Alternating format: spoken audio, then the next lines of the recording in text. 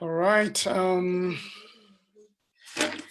We're grateful. Good evening to everyone. Welcome to Sober Sunday, stimulating conversations with me here, Simon Bevy. It's been a great conversation last week. We had lots of you sending responses and questions. We didn't even have time to go through everything that we talked about. So we are very grateful today that we have choice guests that have joined me today as we continue with the conversation about Kenya.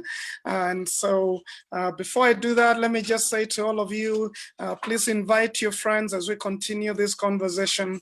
Host a watch party, get your friends to come in and listen. We have a very important discussion today as we talk about Kenya, hope at hand. And I know many of you have been concerned, you've prayed about, you've wanted to see this country make a lot more sense than it does right now. And so we are grateful to be able to have this conversation. I want to invite you to be texting and writing on the wall, either of our pages, and get us to, ask questions. We're going to sample some of the questions and comments as we continue. But we're very grateful today to have His Excellency, the Governor of Makueni County, my former teacher, law teacher, Professor Kivutha Kibwana.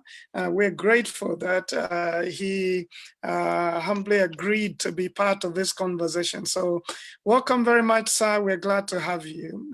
Go ahead and say hi to us, and also tell us a little bit about yourself, the things we do not know, maybe about family or a few other things. Thank you very much, Simon, for this opportunity.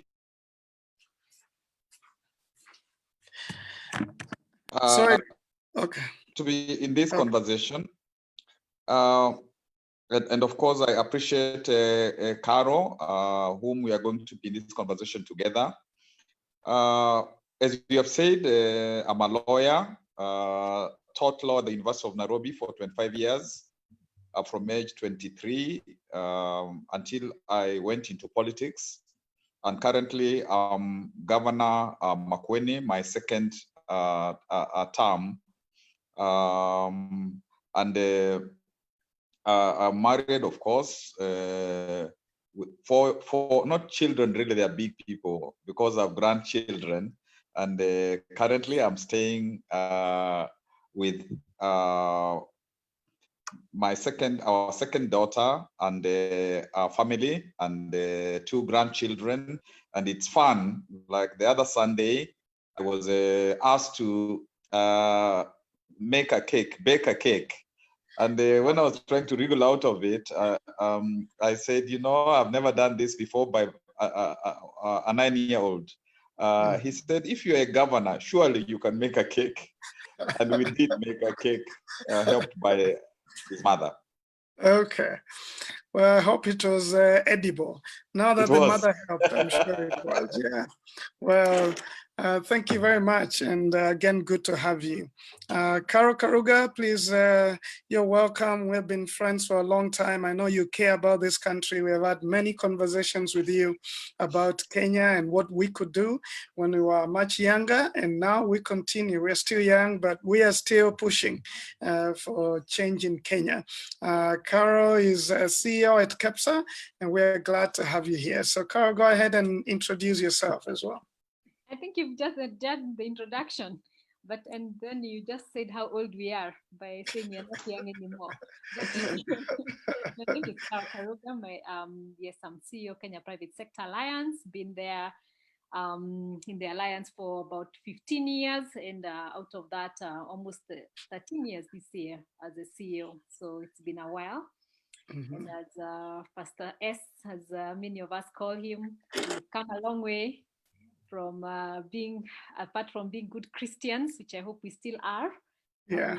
We really care for this country, and we've had long conversations, formed groups to discuss about this country and where it's going and what we can do.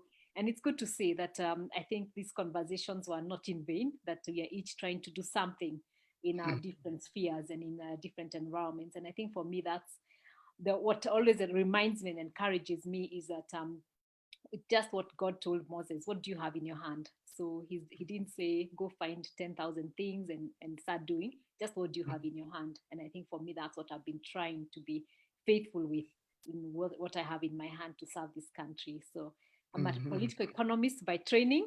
So I straddle between the two worlds, and the nature of my job can really tell you that. I'm married, and like the good professor and governor who his children have grown and left home, I'm in that space of starting family. So yeah, coming in slowly, but I think for me it's always seeing the world I live in, the country I would like my children to live in. Can I leave it a better world, and so in a better country, and so doing my part for that. Yeah. Well, thank you very much, Professor. Before we even jump into the discussion, a few weeks ago, I think, Makueni was voted the happiest county in the country. And of course, some people had different reasons why it's a happy county, especially some saying because of Modokoi, which I really like. And generally, you are my governor as well. It's a pleasure to serve at the Makueni County Public Service Board. And so I was glad to be part of the happiest county. But Makueni has had many firsts and have been celebrated a lot by many to be one of the best performing governors, and that has been said several times. What drives you? What drives you, and what has been your experience in Makueni? I know it started in a stormy way, but you've been able to settle down and do a lot. What is your passion for not only your county but this country? Well, I think for me, in a way, starting from when I was a teacher, I really thought that when you take a job, you must be very faithful to the people that you are serving. And in teaching, it was my students. Mm-hmm. And I really, thought that I needed to know them more, not just teach law, but know them, interact with them, be in their, lives and talk about seemingly mundane things like their relationships, like, how is your girlfriend, how is your boyfriend, and how are you? So that they felt that I was not just a law teacher, but I was like a brother, like an older person. Because when I started teaching, some of the students were older than I was. Mm-hmm. And when I came into Makueni, I thought it was still the same in terms of you have now come to serve the citizens of Makueni. So you really have to be a servant, and there's no two ways about it. You have to listen to them. They have to participate in their government. You have to take care of their resources. You have to accommodate them. You really govern with them. And so for me, that public participation, that people knowing that it's their government and that the governor will listen, very much like in really Matthew chapter 20, when the mother brings two sons to him and says, I want these ones to sit on the left and right. And then he, when the other disciples are quarreling, those 10, Jesus, sits them down and tells them, you can't lord over people. You must be a servant if you want to be great. And even I, who is man God, came to serve people. And for me, when therefore, I decided that is how I want to be a governor. The people, first in my secular duty, then things fell into place. Mm-hmm. Well, thank you. Being able to serve the people. And it's true also in Romans chapter 13, it talks about government leaders as God's ministers for good. They minister, they serve God, but they are serving the people and they want to do what is good. So we celebrate what you're doing, and we're going to get back to you. Carol, with all your passion to change Kenya, what has been your role as you work with the private sector? And do you feel that the private sector, is doing enough to make this country the place where we want our children and grandchildren to live? live in and not escape? Thank you. Yes, with all my passion to actually get Kenya moving, because I think there's a lot that sometimes we don't appreciate of our own country. And when you travel around the world, when I talk to a lot of my counterparts around the world, I realized two things. Every country faces either one or two in terms of problems. You have both natural problems and man-made. And as a country, I think we are very fortunate that we actually mostly have man-made problems than natural. We don't have the hurricanes and the tsunamis, and crazy weathers of bad summers and winters. We don't get to those extremes. So our problems are really man-made, which means they can be resolved, because anything that you make a problem, you can deal with, than when it's something that you have no control of and you have to really find ways to mitigate. And so I think that's what encourages me. And I say, then what are the good things that we have? And then I look at Kenya and I say, first, our own strategic location, in the continent. I always give this little pitch of Kenya whenever I speak about this country out there, even before I can get to our issues and what we can do about them. And I say, Kenya, in terms of, when you look at Africa, we're right in the middle of Africa. So a maximum of 5 hours in any direction, you get to the end of each continent. So as business, then you're best located here, because then you can reach the rest of the continent so much easier than if you're in South Africa or Egypt or the other side, And then we're right by the sea, which means access by air, by sea, by road, it's so much easier. And then we are close to the equator, and all our longitude and latitude means we don't have extremes, except now when you go further to maybe Australia, Japan, or the US. Most of the rest of the world, we can work almost, you can be awake around the same hours and work, with a difference of a very few hours, which makes it very important. Then you look at the only country with all the 7 climatic conditions, a bit of a desert here, a bit of the snow in the mountains, and every other part, so gives you such good quality of life, which also means you can do everything in terms of growing anything you would like to grow. Almost anything can grow here, And then you look at our education. We are pretty an educated population. We may have discussions around our education system, but that we have a majority of the people have access to some level of education sets us apart from many countries in the developing world. And then you look at diverse resources. For a long time, we never thought we even had minerals.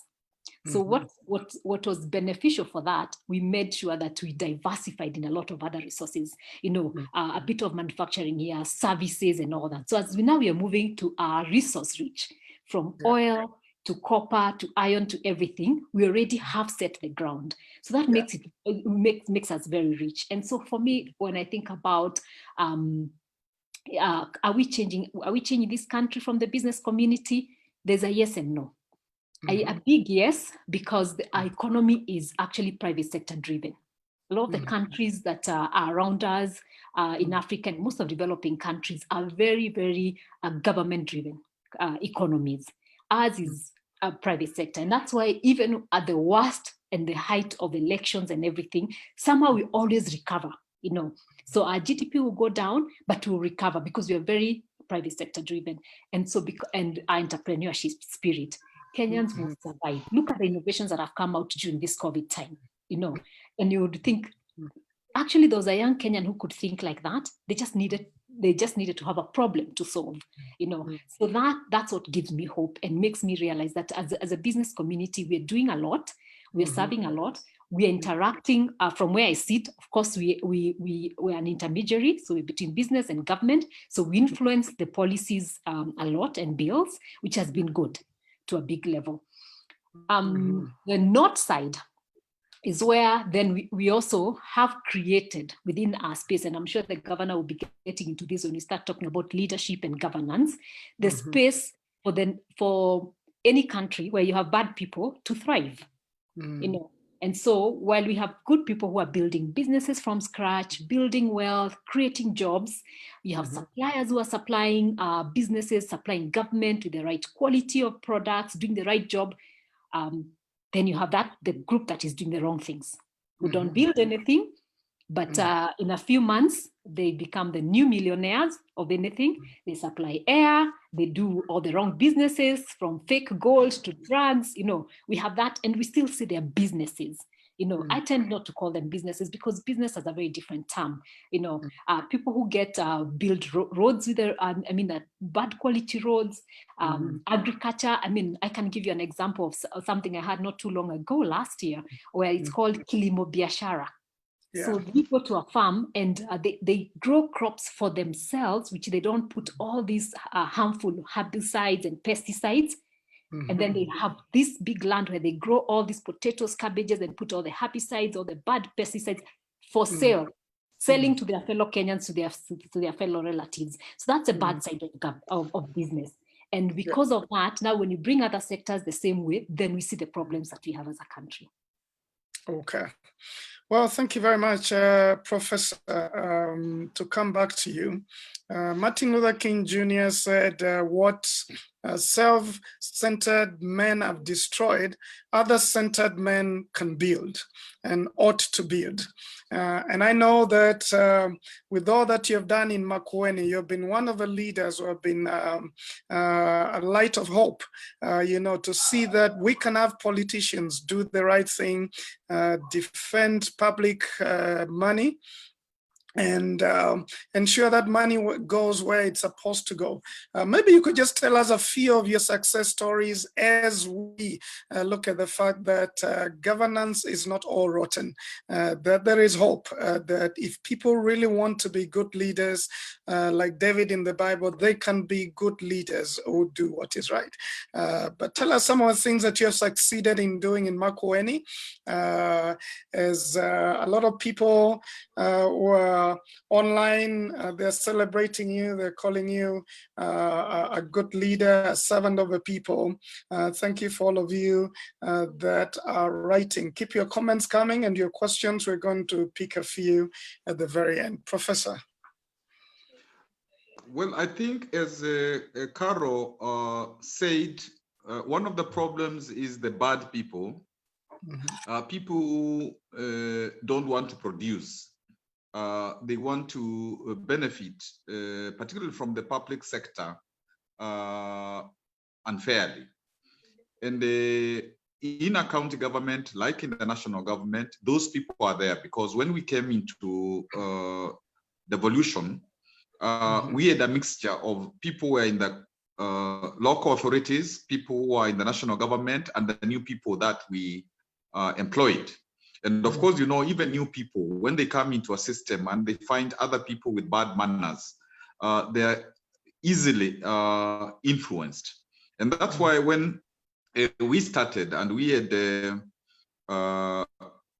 MCAs, members of county assembly in the first term, who really thought that money had been brought to the periphery, to the counties, so that also the rural elite could also start eating. Actually, they told me when we were making the first budget that about 100 of them, about 40 MCAs and 60 workers in the county assembly, they said they want 1/5 of the money, 1 billion, and the rest of about 1 million people will have like 5 billion shillings. And I told them that this is crazy. This money has come to the county so that we can do development for the people, and we can't give you so much money. And actually the indicative figure was about less than 200 million shillings, and they are wanting 5 times as much. And I thought it was like a joke, but it wasn't a joke. So because they insisted, and they would not pass a budget, because by law they are supposed to pass the budgets.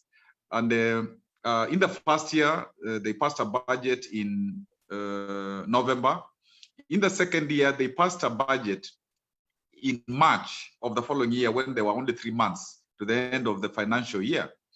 And so at that point, I said, we are not, I'm not going to accept this. I'd rather not be a governor if I'm going to preside over theft. And that's when the people of Makueni began. I told them that I can't, this job is not possible. And that's when they now decided that they were going to send us all home, and they collected signatures according to the constitution. They sent the signatures to the president. The president appointed a commission. The commission came to Makueni, and the people told the commissioners, Nyaoga and others, that the county should be dissolved. And Nyaoga accepted that, but the president thought that if at that juncture he had sent the county government home, there might have been a domino effect, and that would have spread and maybe defeated the devolution. So one of what I count as a success is to really stand firm and say that you're not going to preside over corruption, so that even when some of it happens, it can't be something you approve. And when you know it, even people who are close to you, you tell them that we can't continue working together. That has been a success. And I'm not saying that, in Makueni County, you might not find corruption, because all counties have problems. At the national level, we have problems, but the issue is, if as a leader, you don't subscribe to it, and if when you find it, it is punished, then people have a correct signal. The second thing that we think has been a success is this thing of public participation. We have actually like a third level of government, a community government or a people's government from the village. They elect people, and they have a committee of about 12 people. And then there is also a forum where they make decisions on what is going to be the budget. They make decisions about if we are giving loans like 3%, something we call TEDECA, they tell us who deserves. If it's scholarships and bursaries, they also tell us the same. And for every project, they have a project management committee of themselves. And you cannot be paid if you're a contractor if that committee doesn't say yes, as the technical people say yes, as the county administration says yes to your work. So the people feel that they own their government, because after all, it is theirs, it's not mine. We have also tried, of course, we tried early on for healthcare to have a universal healthcare project early on, before any other county and even before the national level. And for 500 shillings, each household is able to access medical care, 500 shillings per year. And they when they are hospitalized, inpatient, they don't pay.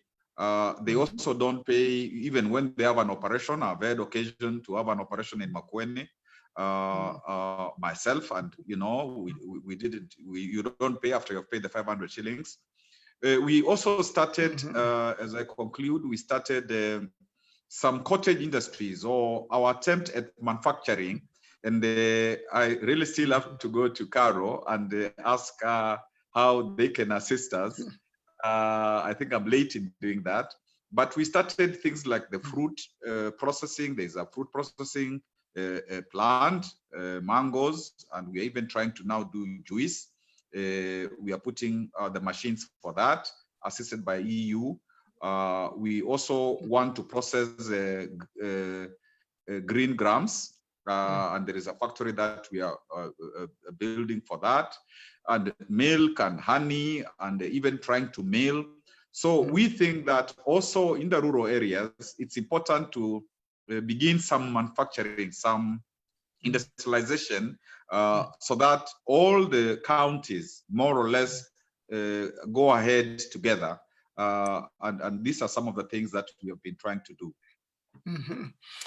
Well, hongera, Mr. Governor. I think those are good progress reports. I love the public participation, and I've seen it firsthand.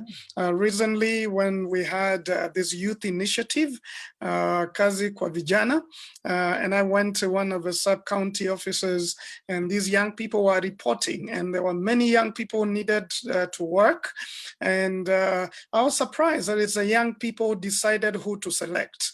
Instead of them, fighting over the jobs, they themselves sat down together and selected some among themselves to be able to work. And I was looking at it and said, this is really special. Anyway, thank you for those things that you have shared that have been a success. It's definitely a good sign of hope.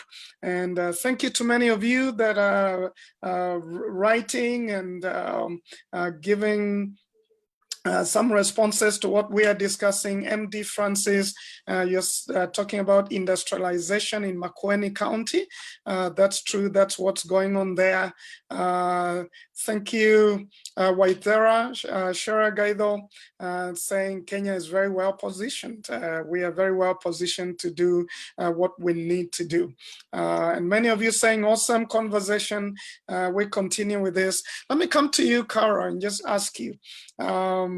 We're talking about at least governance from a governor's perspective, being able to rise up and do some good work. Thinking about the three enemies we talked about, systems that don't help us get to where we need to go, a bad culture of corruption and wanting to eat, and then selfish leadership. Which of those do you struggle with in the private sector? And what can those of us in the middle class who say we really care for this country, what is it we can do actually to make a difference, in this country? So you're right, and I think we struggle with all of them in different levels. Mm-hmm. And when I think about this country, and I think what could make us do better, because we'll never be a perfect country because there's none, but what would make us do better? Because we do visit other countries, we go and you say, this worked, but what makes it so hard in our own country? It's something doable. And I said, what if we run the country like a company? And here I'm talking about now good business. Remember, we differentiated, there are two types of businesses. And I said, what makes a company great? What makes a company grow from micro? Well, I always said every micro enterprise can one day become the Microsoft. You can go from micro to macro. But what makes that? So first is leadership. You have firm leadership. You have a visionary leader, and then there's order. You can't run a company where there's no order. Look at, and I think this, it's also maybe something I can also pass to the governor, because for me, one of the things that has been making me very sad about how we develop our development model, just drive on any road, highway, or even small roads, from class A highway to B to C to D. What do you see? All these upcoming markets, streaming all along the roads, all these manner of buildings along the roads, and I keep saying, what happened to the building code? What happened to planning? What happened to markets, so that people are not selling with impunity on the roadsides? People are not buying with impunity on the roadsides. Especially in a time like this when there's COVID, is a time that we should organize that, that people start living in decent places, people start operating in the right places in terms of markets and trading and all that, because it tells you, when you see all these people, it tells you we have a very, we have a culture where people are ready to sell, to buy, they just want to make a living. But if you, as good leadership means order, where we order our cities, we order our towns, we order our neighborhoods, good neighborhoods and all that. Commitment. It means we all have to be, so when a good country means commitment from the leadership, whether it's from the MCA all the way to the president, commitment to us as the public, because no one person can do it. And I always say, look at even Jesus, he could have done it, he was God, but he had 12 disciples. Why? It tells you that you need to be a team to do anything, and it doesn't mean to be many, but a team. But commitment as a public and as excellence, doing things of excellence. When we do shoddy roads, when we supply air, when we, all those things, when we do bad buildings that collapse, not following building codes, that's for me, it's not lack of excellence. Roles. Distributing our roles. What are the different roles that we need to play? What is my role? I as a citizen, I as a business person, I as the governor, I as the president. Quality, I've mentioned quality. Growth, this is where we are. This is how we have to grow. That's how a company grows to be the multinationals we see today. Every story you listen to, you hear, we started in a garage. I started in my cubicle in campus. It grows. Consultations. I've had the governor and yourself talking about public stakeholders and public involvement. But at the same time, we as the public not holding our leaders hostage, because when they consult with us, but it becomes about mine. And I can give you a good example in business. There are many projects, and we've lost a lot of investments, even foreign investments, because they go to the ground and they want to do this big project, from oil to energy, name it. But the people start holding them hostage. You have to do this, you have to do this, or the project is not being done. You've heard even the president sometimes saying, we cannot do this project, it's so expensive, because people now decide they're selling this land 5 times the price. When we hold hostage, then those consultations, then they're not useful. A good company runs because you get people of skill to run the company, people of experience. But here at the same time, I want my mtu wangu, my brother, my sister, my village mate to be the one who is the cabinet secretary, to be the what. We're not looking for skills, we're not looking for experience. And people complain, you hold hostage again, people want to be appointed in different places without the experience. I've heard young people sometimes say, why are we not being appointed in boards? And I say, what is a board? A board is not a job. If you want to be in KPA and maybe you're 20, maybe you want to be employed in KPA.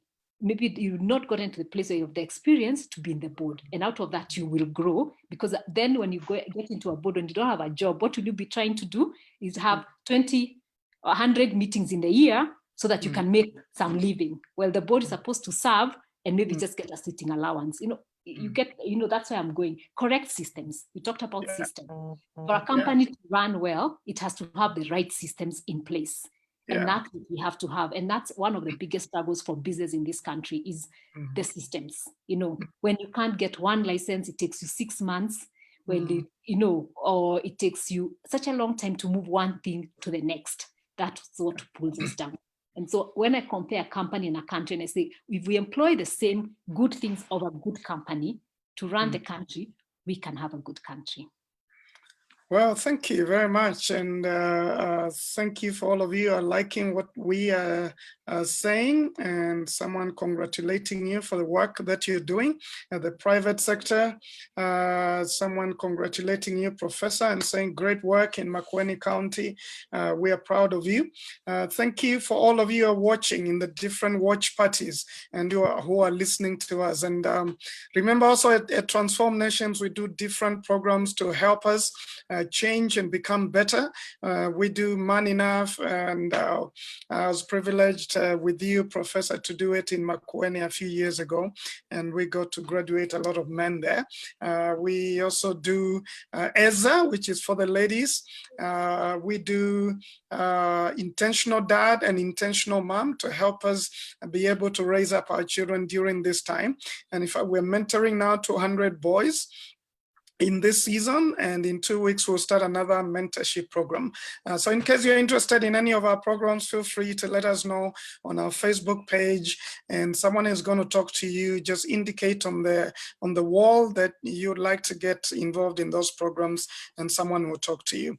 Professor, we celebrate Makueni and some of the good things that have happened there, but the rot in our country is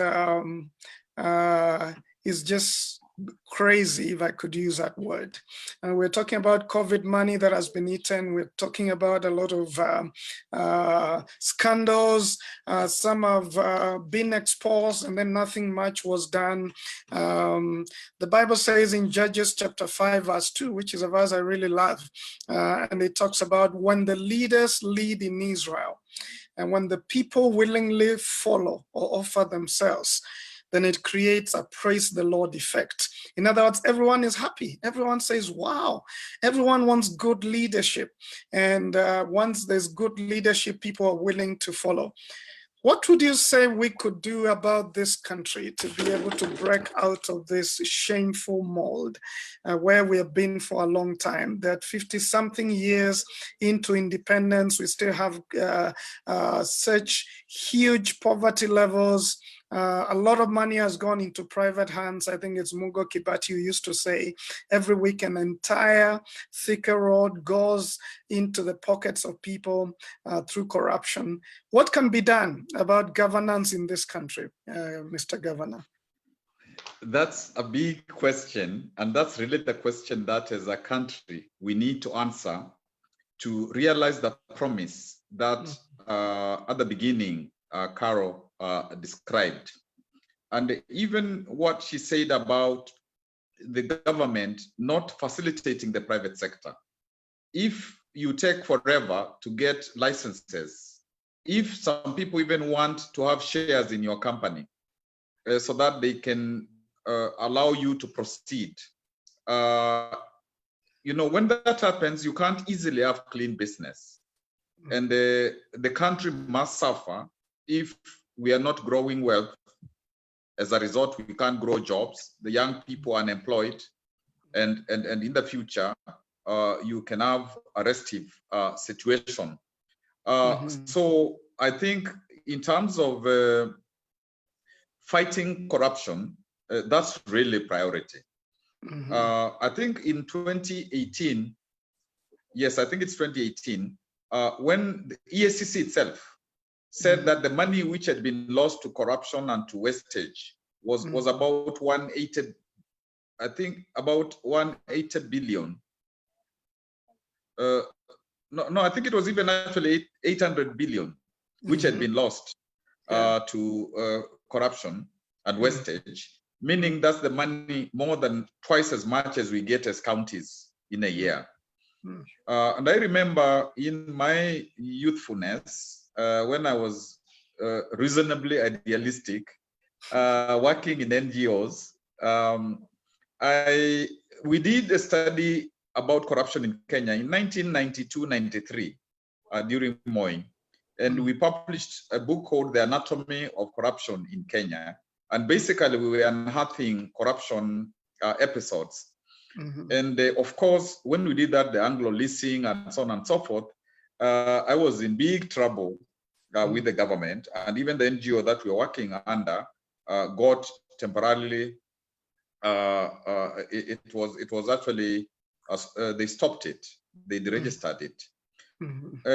Therefore, even when we have all these laws, including now the Constitution, which says how we should behave as leaders, still we have unimaginable things like the COVID example that you have quoted, where those of us who are charged with the public duty don't actually love our country.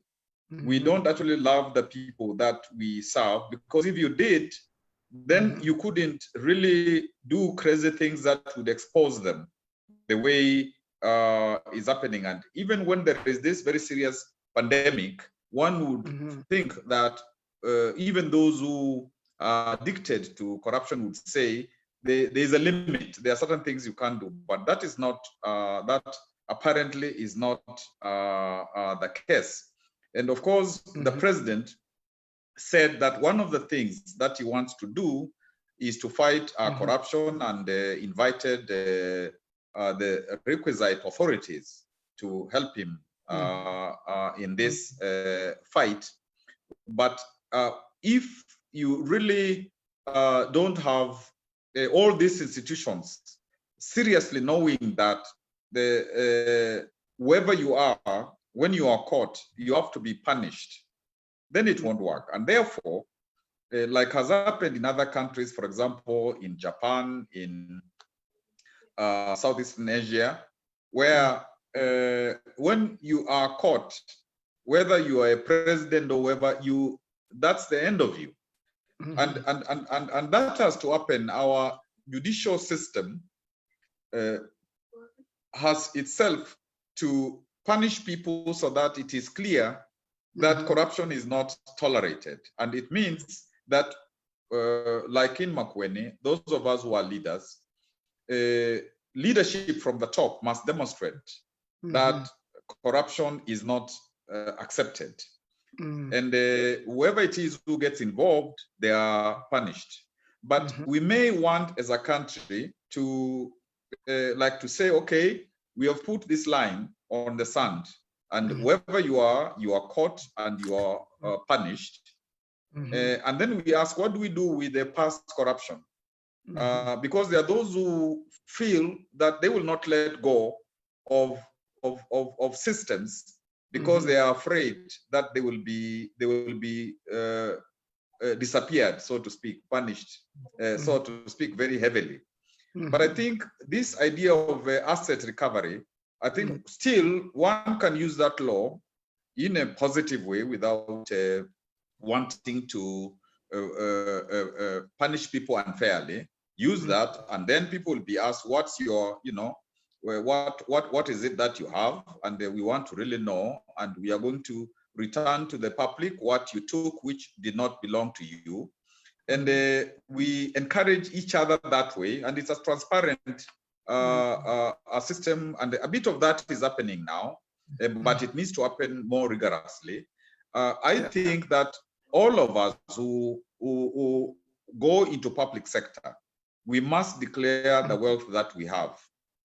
And every year we must also declare what we have made, and it must be public. It shouldn't be secret, so that it is kept in some place, so that you continuously say that this is the money that I've made, this is how I've made it.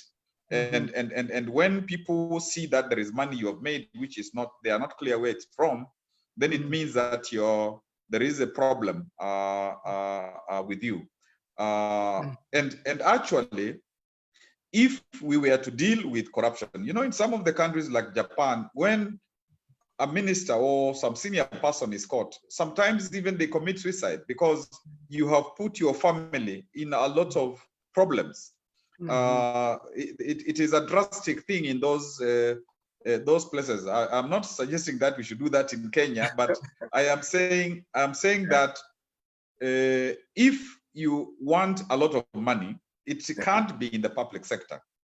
You go in the private sector and be a good business person, and then you can make your money in the good company that Carol described. But when you go to the public sector, you must know that it is service, and you are not going to get rich there. And if you get rich and you're in the public sector, then people must know that something is wrong.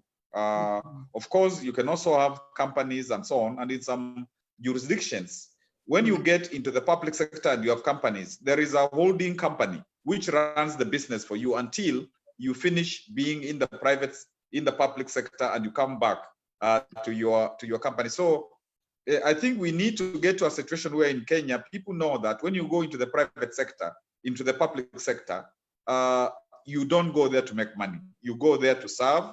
And if you want to make money, that's very good, but do so in the private sector. Okay. Well, thank you very much, Professor. Joel GM on Facebook is saying, I've had the opportunity to be part of social transformation in Makueni. The governor has been very keen in promoting social change and putting mechanisms that safeguard human rights. Bravo, Your Excellency, for inspirational leadership. Well, thank you very much for the good comments. Samuel Akwale, who was my classmate in law school, says, if government procures vehicles from more than one supplier, like CMC, Isuzu, Kenya, Toyota, Simba Colt, all of that, why can't we have more entities doing medical supplies apart from KEMSA? And he's just saying it looks like these things just enhance corruption. Kemri makes sanitizers, it can set up a medical supplies division. Yeah, just saying that there might be a way that we look at some of the challenges that we are facing and know how do we make sure that we don't get back there. And before I leave you, Professor, and come to Carol, Do you think there's hope? Do you think something is ever going to change from the top in terms of governance? Do you think there's going to be a time when corruption will be punished? As you said, the judiciary will work with the executive and the legislature. There are a lot of people who have sort of given up, especially young people who have been co-opted into corruption and think we will never defeat this system. Let's play by its rules. Is there hope, Professor? There is hope because there must be hope. Mm. And those of us who believe in a sovereign God knows that however problematic our situation is, he will give us an answer. And we seek him and we seek what we must do to get answers that will promote the welfare of his people. And I think even like the question about KEMSA, we really got into problems as governors because we were told it's criminal not to buy. There was something that Parliament passed to say that it is criminal if you buy medicines outside KEMSA. And of course, we didn't know that there were people within KEMSA who are lobbying Parliament so that they could get that leeway and then, of course, ultimately make a lot of money. And the chickens have come home to roost. And we have seen, you know, the problems with that kind of monopoly. But I believe even the young people, like now we are hearing of some social justice movements. We are hearing of young people really saying that our country is very precious. Our country is able to accommodate all of us. And we are going to, we want peaceful change. And I think for me, that's really important because in other places, whether it's North Africa during the Arab Spring, Mali we saw recently, you know, and other countries abroad, Lebanon and so on, you have had a situation where there is insurrection and people get tired. And even when they get a government out, there isn't any preparation for a better government. So you get change that is not properly articulated. So I have this feeling that even at this point in time in our country, the people are saying that this business of ethnic leadership, this business of the so-called deep state, or people abusing the state, the constitution, the law, and so on. I think we are going to a point where the Kenyan situation will be a quiet revolution. It will be actually change from the people without necessarily a violent, you know, situation or those big, the big insurrection and so on and so forth. Because you can see that even as the system tries to do certain things like the arrest of the senators, that doesn't work. You know, people say, no, we are past that in Kenya. You know, and so that's why I'm very hopeful myself, thinking that even in terms of leaders in the next elections, I suspect you're going to have people who are more interested in actually service. And wrong systems will be challenged, and they're being challenged. But one very critical thing is the citizen awareness. Citizens deciding that they want to be at the center of their country. They want to be actors. They want to be active citizens. They must have agency. I think that's still the missing link. And I think the young people probably will try to push this through. And even in terms of, I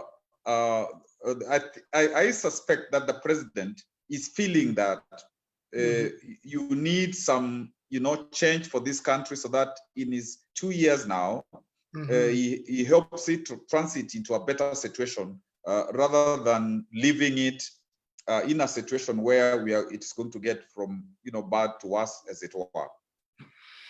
Well, thank you, Professor. We're going to come back to you, and we would like to hear a bit of your presidential ambition as well.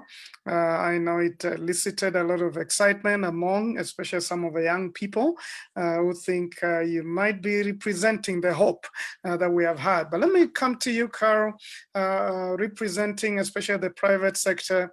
As a person and a younger person, you have had a dream alongside me. That we're going to have a good Kenya at some point. Do you think we're going to get to the Canaan land, the promised land? Do you think that's ever going to happen? And is there any radical proposition that you may have on how we get there? Just some practical things we can begin to do. Recently, just like you, Professor, we were talking with Mr. Ndi, and he also suggested to us, I think we are coming to a point where a revolution is inevitable. The people will just say we've got to change things, and not a violent one, but enough people being aware that change is needed and being committed to it, and just rising up and said, let's have change.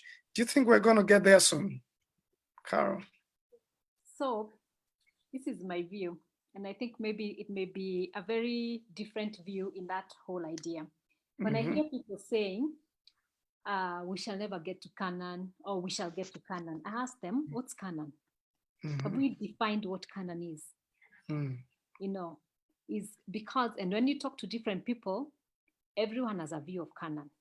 It amazes me, first of all, about Kenyans. We are very American wannabes. So we think Canaan is being like America. And I think now, by the time people have watched COVID, have a very different view of what America is, and the whole idea of racism and all that. And so for me, again, going back to a good company, you have to have a goal and a communicated vision. I talked about a visionary leader. So we do have a vision 2030 as for now, until 2030. If that's our canon, what we should be evaluating is how close or how far are we on Vision 2030. And do Kenyans know what Vision 2030 is? Because a good company, all the employees are very aligned to the vision of the company, to the goals of the company. They know if they're getting closer to the vision of the company or they are getting far away from it.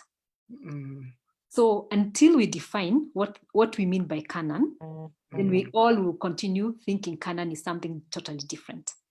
Me, I would be thinking, I like Nordic countries, not for the weather, but just the way they run their systems. They don't have, everyone is the same, whether you're the prime minister or not. And the good governor can remember we did Denmark with him. You'd see ministers coming out and just jumping onto their bicycles and riding away as we were still waiting for our big vehicles to come and pick us and take us to the hotel, And so for me, when I look at those Nordic countries, that's my canon. But is that the canon for every other Kenyan? And so that's my first question. But secondly, are we closer to something? Are we that bad? I look at some of the things, and having worked with I would call them 4 administrations, because I started working in KEPSA with the first administration of NAC, and then went to coalition government, then first Jubilee, I'm on second Jubilee. So I've been there long enough to see the different administrations, at least for this period. Grew up in Moi days, so a different time. But having, in terms of my work with the government, with the private sector, has been in these different 4 administrations. And I can say for sure, because we at times we really, and as I said, is there hope? There's hope, because there are tangible things that make you realize there is hope, because you can say they've happened. There's a lot that hasn't happened. And so sometimes we focus so much on that now we feel helpless. We feel this canon is so far, and I'll tell you some of the things for us in the business that have happened, even as we continue to work on the many that have not happened. For a long time, on the area of ease of doing business. By 2013, we're at 136 in the indicator, the World Bank indicator. And what does this, and I'll not go into all the details, but what this does, can it make it easier for me as a business person, as a someone who owns a salon or a kinyozi or a small restaurant be able to get electricity easily without taking 2-3 years to be able to get electricity in my little workplace. You know, that's one of them. Can I be able to pay taxes? Now with iTax, we don't have to. Do you remember all those long queues at KRA, people filing taxes? You know, so those are some of the things that become easy, and they're not for big businesses, they're for all businesses. Whether you're Wanjiku running a one-man show or the big company that employs 2,000 people and more, you know, all these things are important. We're at 136.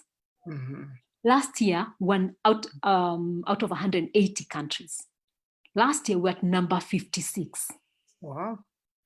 Those are things Kenyans don't stop to think about because we're so overwhelmed by many other problems that we don't realize. Today, I can sit on my desk, and as much as there's still a lot of problems on the land registry, I can at least check my property. Or I can apply for my company on a name of a company online and get it in 24, 48 hours. Well, it took months, you had to hire a lawyer and all that, you know. So that's a good thing, that if it's going towards Canaan, haven't we gone towards Canaan in that one area? You know, a second thing, look at our infrastructure, compare where we were in the 80s and today.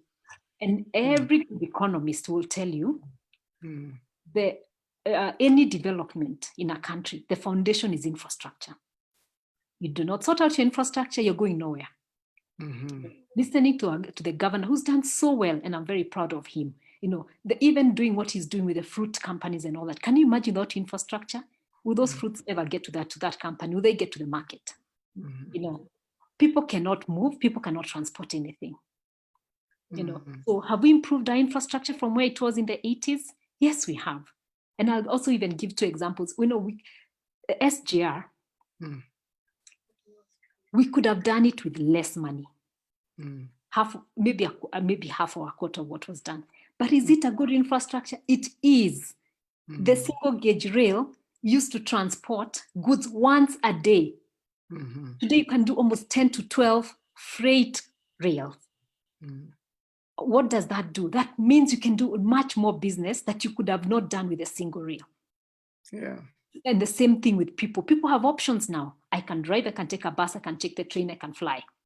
What have you done to tourism? You know, and I'm just giving that example. The next one that has just been revived is the rail to Nanyuki, and that will be, and a lot will be coming out of that. Again, for the first, that one didn't need to become a standard gauge rail. But even during the first NAC government, it was revived, I think in 2003 or 2004. A year later or 2 years, it collapsed again. Why? But that is something, when you listen to the colonial times and post-colonial, all the business in central Kenya, which is so rich an agricultural area, from cattle to wheat in Nanyuki, to coffee and tea, to rice and all that, used to be transported by rail. Today a lot of that gets lost because we cannot transport it, you know. So I'm just giving them. Look at, then we had, by 2012, we had lost most of the airlines in this country, or most of the foreign airlines. A lot of them are back, from Air France to Brussels to Air Saudi and all that.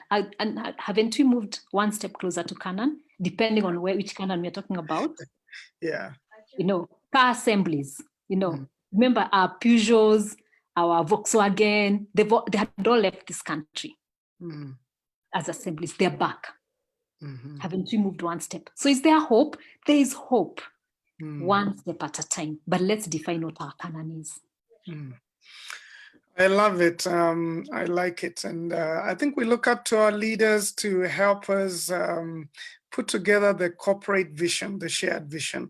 And I like you referring to Vision 2030. I keep reading it and seeing that we don't refer to it as often as we used to do. And some of the people don't even know, you know, what is in there.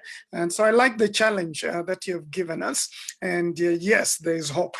And I believe it. I really believe there's hope. The prayers we have prayed, many of us in this country, for Kenya, there is hope.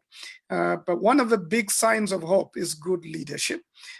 We talked about the 5 C's of a leader. It's something I love to talk about.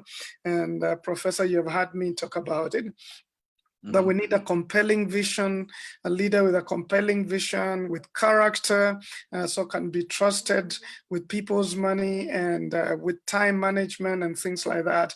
Competence, they have the skills and the drive and the commitment to get the job done. They care for the people truly. They don't just say it for votes, but they truly care for the people. And then they're also conciliatory. They want us to work together, not one against the other, but together in spite of our different political views to achieve what we need to achieve. And so let's not give up on Kenya. I like what Doris Kendi has said, working systems, equal application of the law, and punishment for what is wrong equals hope for Kenya. Thank you, Doris, for that comment. A lot of other comments that many of you, and Lemwaura, thank you for your many comments and your talk about the councillors and what we need to do for them, and we will revisit that. Professor, we're glad that you have done a great work in Makueni. I think even those who are your opponents in Makueni have acknowledged that a lot has happened. Recently, you talked about wanting to go for the big seat. What is your vision for Kenya? What do you want to do as a president? There are a lot of people who are have asked on social media. We love what Professor has done in Makueni. Is that even replicatable in the entire country? Can that be done in Kenya? So we'll give you an opportunity to let us know why you want to run for the big seat and whether anything is going to change if God helps you and Kenyans elect you from the top seat. I think in terms of some of the things that we have done in Makueni happening in Kenya, that's very possible. And when one looks at the career of devolution in the entire country, devolution has done a new thing in Kenya. Places which before were referred to as far-flung, backward, very rural, and all that, they have begun to experience some development, and even tarmac roads and hospitals and things that didn't happen before. And for sure, one critical thing that I will do is to just make devolution work, so that the money goes to, first of all, the money is more, up to 45%. It goes to the counties, it goes to the subnational governments, and I celebrate what will be done there. I go and I am able to launch things and to advise and to be with the people there, so that I move away from Nairobi, so that I really operate from those subnational levels and encourage people and so on. For sure, that is one thing that is easy to do, and make their functions, so that there is no county money left at the national level, and the money is distributed as quickly as possible. And we encourage them to also make, their own revenue, so that the money can do many things. That's for sure one thing that is easy to do when you're minded to do that. The other thing that, and I've listened to Carol very carefully, the other thing that one can do is promote clean business, because the private sector drives countries. And if the private sector feels that there's an environment where they're not being harassed, where those systems, yes, they are moving, but they could move faster, because there's no reason why, according to the regulations, according to the law, all those things that facilitate investment, whether it's foreign, it's domestic, there is no reason why those can't be promoted, and the business feels that, like, happens in Rwanda, like I think is happening in Ghana, like I think is happening in Ethiopia, and so that there is actually faster speed of facilitating business, and because I'm not myself, I can't say I'm a business person, I was a teacher. I'm an NGO person, but I would not want the government to compete with business, because as government, we do government work, public service, we facilitate, and private sector does private sector, and we don't compete or impede them. I also know that we can put the citizen at the center of our governance. This Wanjiku idea, it is something that you tell people now, you are not going to be impeded, you are going to be facilitated in all spheres. Whether it is health, you will have health, there will be better education, equal education, access to land, because there are people who have land and who don't use it. And so even a government can lease land from them. Even like the young people, if you lease land and there is irrigation and you ask them to produce, they really want to produce, particularly horticulture, things that give them money quickly. And I think that in terms of the youth, that's where we really should focus, in terms of that 70% of people who are 35 and below. We make sure that we can help them, to have economic activity. And in India, there are things that they have done, are very simple, well, maybe not simple, but in India, they have the Mahatma Gandhi Employability Act, where for vulnerable people, and youth now are quite vulnerable, you make sure that there is 100 days of some employment. And if we have no corruption, that is something that can happen. And imagine if, for example, they are digging like farm ponds, and then there is that micro irrigation through that system of employability guarantee. So I think that if the leadership as leaders, because you can't be, even when you're a president, you can't be a president. You have to be a president with others. In actual fact, you are simply a facilitator. And I really must say, I enjoyed serving under Kibaki, because at least I served in his government. That's the only government that I served under, because I'm not in cabinet now. And he really was a facilitator.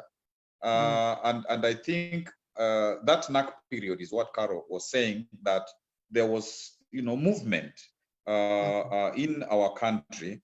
So I really think that you don't have to even, people need to know that you have open space and they can do their thing, and you will be facilitative, and there will be no, corruption will be, people will know that if you get into corruption, you are going to be in hot soup. When the people know that, and they now start behaving, then there'll be resources, more resources. And I think what we are seeking in terms of the leadership of Samuel, when Samuel, at the end of his tenure, as Saul was coming in, when he called the people, Saul was there, the son of Samuel was there, the Lord, it was a moment for the Lord to witness the transition into this king that they had asked for. And Samuel says, can you say, if I took anybody's ox, anybody's, I took a bribe to make a bad judgment. When you do that as a leader, when you're exiting, and people say, no, you didn't, that is really the legacy of all of you in that community. And that is, I would like, after 10 years, for me to stand before Kenya and ask, did I take anybody's anything? And the people will say no. Just like I hope 10 years into Makuene's governorship, I'll be able to stand before them and I ask, did I take anybody's anything? And then, I expect they will say, no, you didn't. Wow. Wow. Thank you. Thank you, Mr. Governor. We appreciate that approach to leadership. Now, unfortunately, we have come towards the end of this. This time just flies, and I know we have said a lot. So let me give you a chance, Carol, maybe to make some closing remarks and just a charge to the people, and then we'll come to you, Professor, as well. And then I will wrap up. But thank you to all of you who have been very active on social media in the different pages where we are live. Thank you for many comments. Sorry, we cannot take many of them, but good comments about the professor and about Caro and what is happening with the private sector. And a lot of you agreeing, yes, there is hope. We'll get to the Denmark vision and other visions that we have as a country. So, Caro, closing remarks.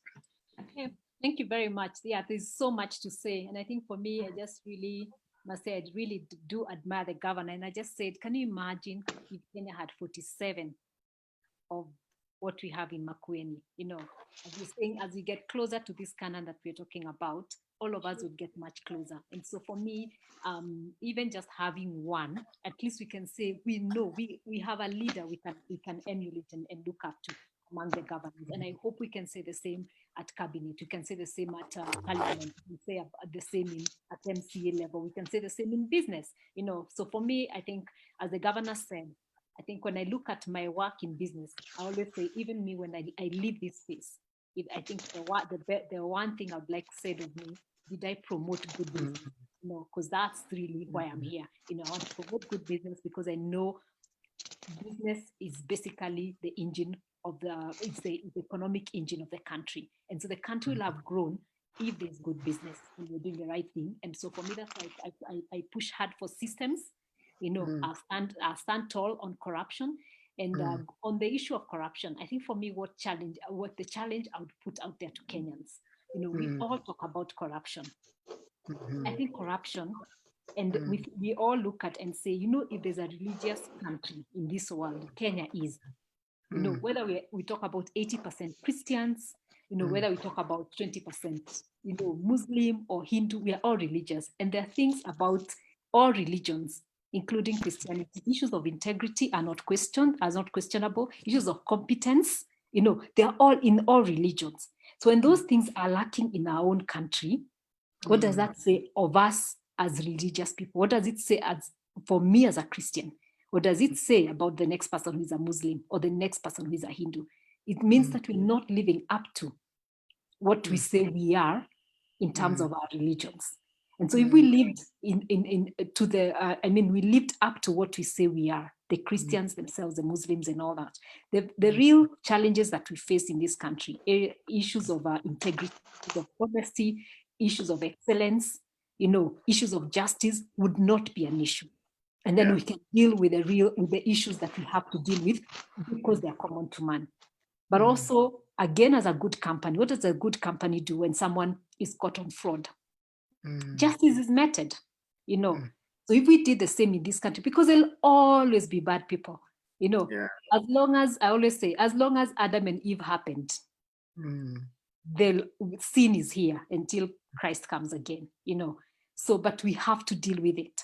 So when there's fraud, there's a justice system. If the justice system is efficient, then there'll be less fraud, but we will continue to deal with it, and then it doesn't magnify, you know. If we have good people in parliament doing the right laws, following the right laws, then we'll have good laws, you know. And as I said, we've done some good things. And I'll give you two examples of two acts that I realize, I mean, as most Kenyans don't even look at them and realize the impact they've had. Do you know, until 2015, we were using the Companies Act of 1958, you know, which was based on the common law and many other things that were making it impossible to operate as a company until 2015. Until 2015, we did not have the Insolvency Act, which means when you went down as a company, there was no coming back up. But now you can declare bankruptcy, and when you can turn things around and start your company all over again. You know, and I can go on about some of the good acts and that have come to place, that if as we Kenyans learn to use them, we'll be able to do it. And as I said, again, as a good company, all the staff know the strategy in place, but they also understand every part of the company. You know, when we look at how we vote, it tells you there's something that we've not done well with our civic education. So that what you and I, Pastor S, know, or you and I and the governor know of what we need in this country should be the same for Wanjiku, so that when we go to the voting, we are all voting from the same level. That's not the same today, you know.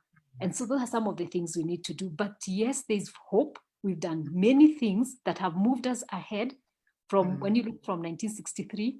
There are days, there are seasons there you find some things went down, but then again, some things started coming up and we're not where we started, which means we are moving ahead. So let's just let's communicate our strategy, right, which is our canon, and our canon will keep changing. 2030 comes, we will set a new canon, but we need to communicate it and all govern ourselves around that. So that's my parting shot.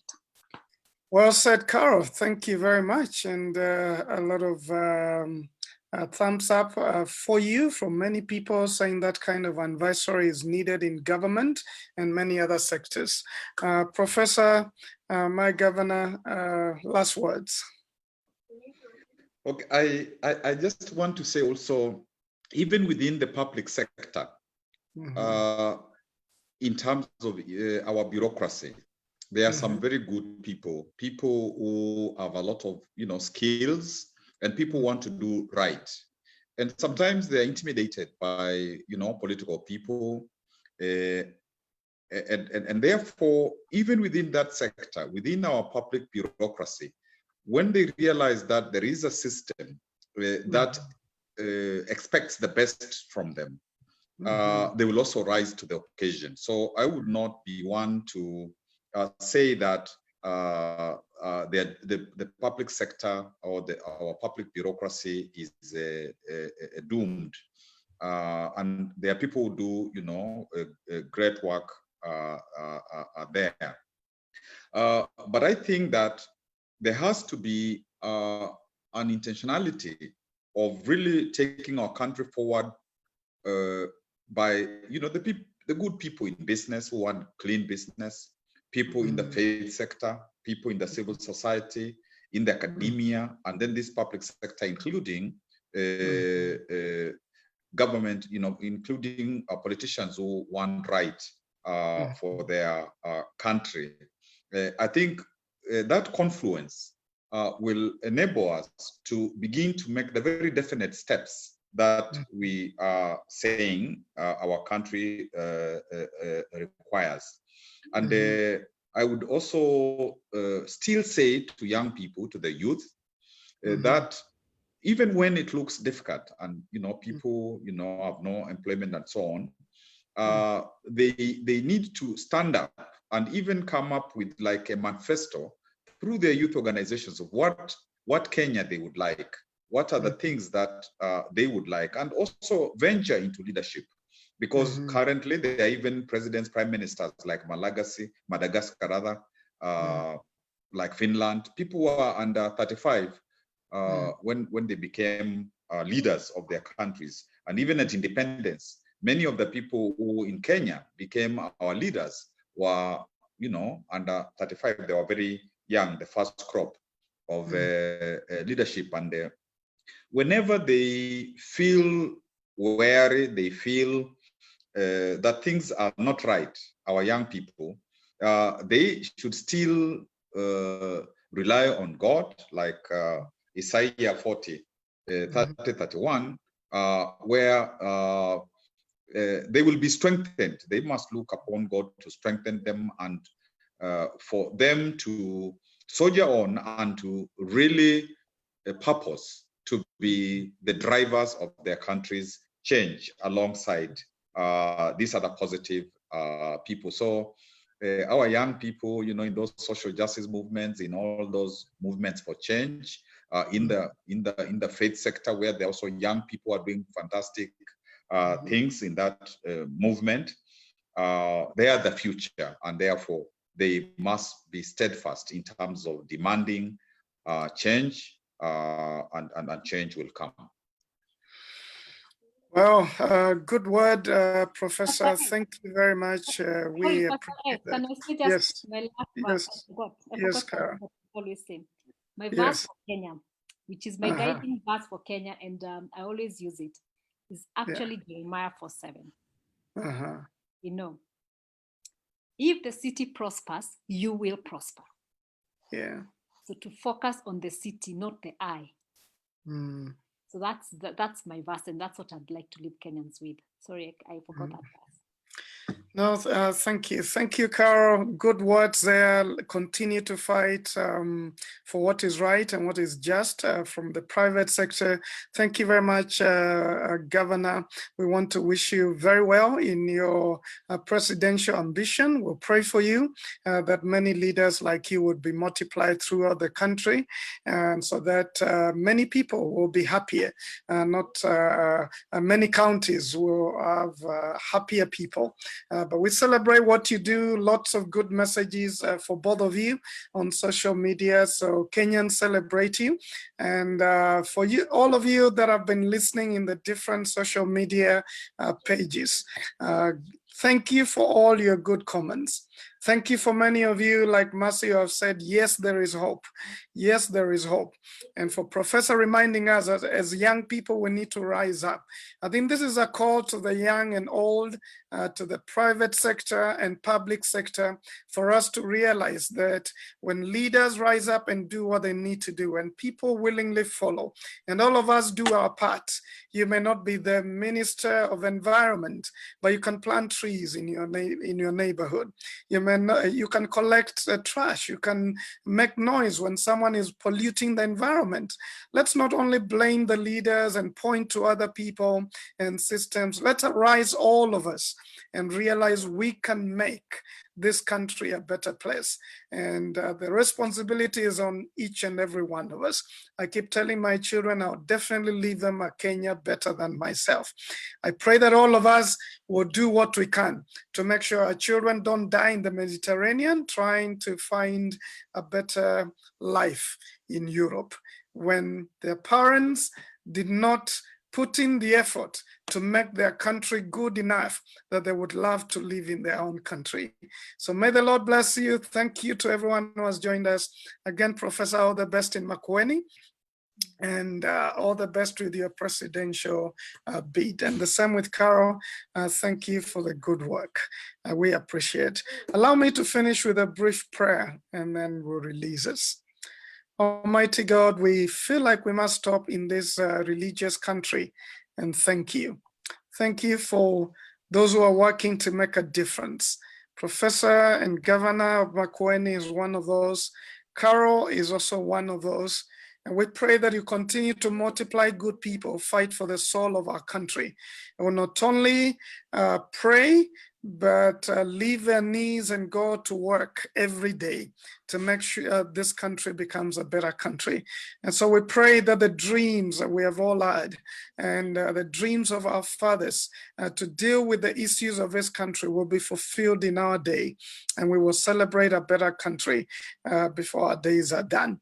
And so bless all of us and continue to unite us all into the fight for the soul of our country and the betterment of our people. In Jesus' name we pray. Amen.